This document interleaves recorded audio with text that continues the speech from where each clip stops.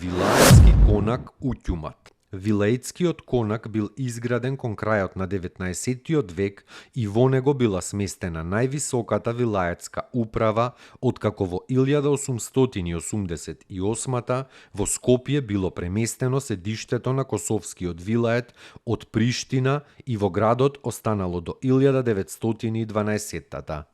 Тука била сместена вилаетската администрација. Објектот има правоаголна основа и се состои од приземје и кат. Изграден е во северниот дел на чаршијата, веднаш до Мустафа Пашината џамија. Во тој период од уметничко занаетчиското училиште Ислахана била преместена и печатницата на Косовскиот вилает, која била сместена во посебно уредени простории од конакот.